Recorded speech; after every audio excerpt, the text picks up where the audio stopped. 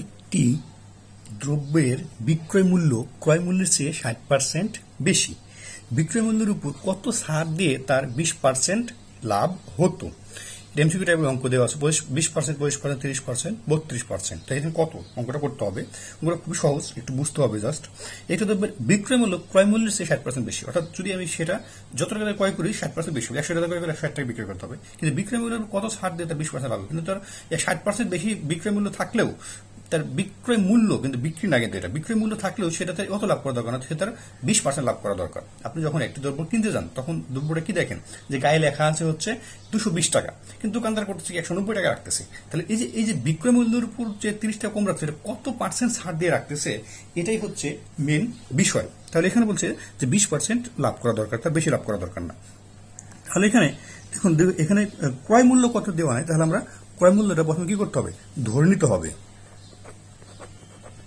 ধরি ক্রয় মূল্য কত ধর? ক্রয় মূল্য সবসময় 100 টাকা ধরলে বেশি সুবিধা হয় অঙ্ক করার জন্য। ক্রয় মূল্য 100 টাকা, ঠিক আছে। এখন কি বলছে যে 60% বেশি বিক্রয় মূল্য, ক্রয় মূল্য 60% বেশি, তাহলে 60% লাভে বিক্রয় মূল্য, যেখানে বিক্রয় মূল্য যেটা দেওয়া আছে 60% লাভে বিক্রয় মূল্য,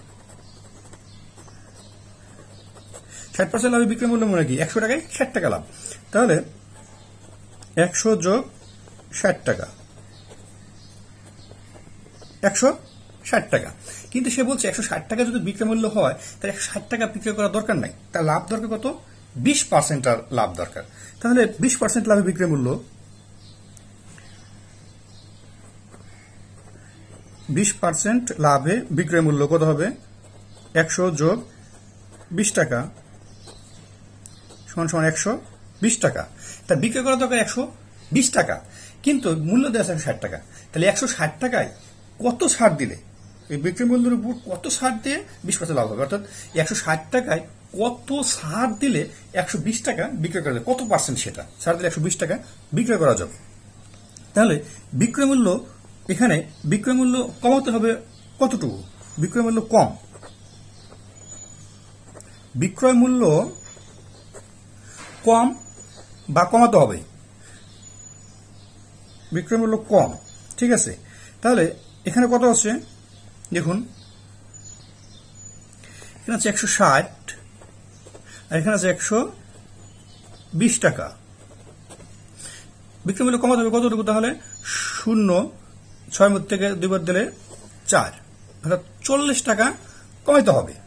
এখন এই যে 40 টাকা যে কমাতে হবে, 40 টাকা কমাতে হবে কি থেকে কমাতে হবে? 160 টাকা থেকে কমাতে হবে 40 টাকা, তাই না? তাহলে এখন 160 টাকায়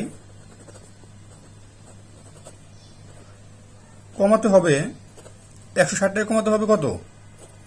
40 টাকা। এই যে কমাতে হবে কত?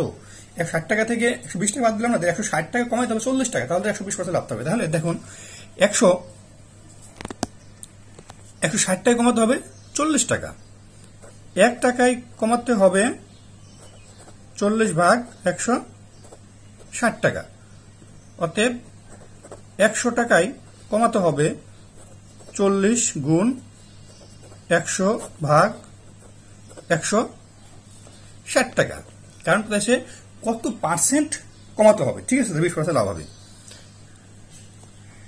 তাহলে এখানে কাটাকাটি করলে 0 0 কেটে যাচ্ছে, 4 4 16, 4 25 100 সমান সমান 25 টাকা। 100 টাকা 25 টাকা মানে কি? 25%। দেখি 25% অ্যান্সার আছে কিনা। হ্যাঁ, খ নম্বরে আছে, অ্যান্সার হচ্ছে 25%। অঙ্কটা জাস্ট একবার দেখে নিন। একটা বিষয় হচ্ছে মনে রাখবেন যে একটু দ্রব্যের বিক্রয় মূল্য যত থাক, বিক্রয় দোকানদার কিন্তু অত লাভ করে না। যদি 160 টাকা বিক্রয় মূল্য থাকে, দোকানদার সেটা বিক্রয় করে কত? 120 টাকায়। তাহলে যে 160 টাকা থেকে 120 টাকা রাখলো, সে কত পার্সেন্ট ছাড় দিয়ে রাখলো, মেন বিষয় হচ্ছে এটাই যে 160 টাকা মূল্য আছে কিন্তু দোকানদার আমাদের কাছে রাখলো 120 টাকা। তাহলে এই যে 40 টাকা কম রাখলো, 160 টাকা মূল্য থাকে 20 টাকা, এই যে 40 টাকা কম রাখলো, কত পার্সেন্ট কম রাখলো সেটাই আসলে অঙ্ক। তাহলে 160 টাকায় কম রাখলো কয় টাকা? 40 টাকা। 1 টাকা কম রাখলো, 100 টাকা কম রাখলো, এত টাকা, 25 টাকা, তাহলে 25%। খুবই সহজ অঙ্ক। ধন্যবাদ সবাইকে।